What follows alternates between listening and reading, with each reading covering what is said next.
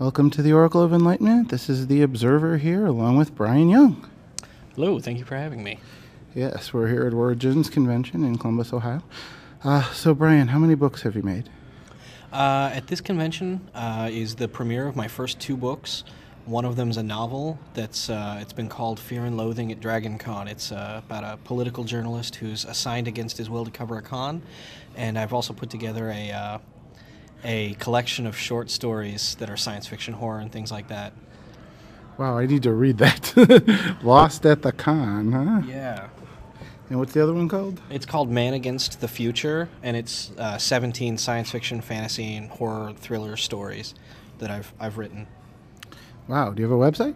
I do. If you go to, you can find me either at managainstthefuture.com or lostathecon.com, and it's got all my contact information, and then people can go to Amazon or Barnes & Noble and download samples of the books and check it out. I see. So how many cons do you usually do a year?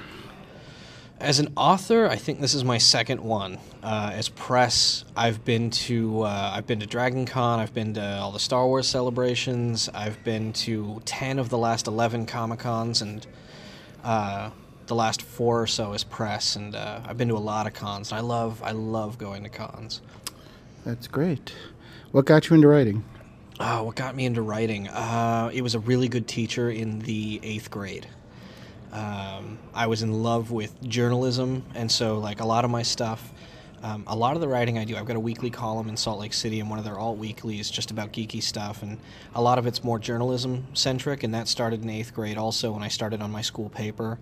And I had a great creative writing teacher who really kind of, even though none of the other teachers seemed to like what I was writing, she kind of got it and really encouraged me. And I still have coffee with her now and again. She's amazing. Great. What advice would you give for young writers? Keep writing. Always make time to do it. Don't make excuses, and just get out there and sell not just yourself but your work. Great. What kind of press are you? I cover politics and comic books for Huffington Post, yeah. And I'm the editor-in-chief of a website called Big Shiny Robot, and we do like geek news and reviews and stuff.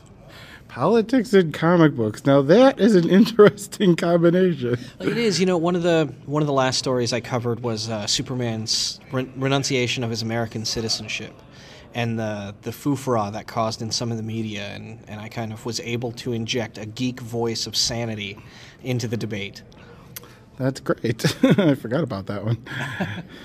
Is there anything else you'd like to talk about? Do you have a new project coming up after this?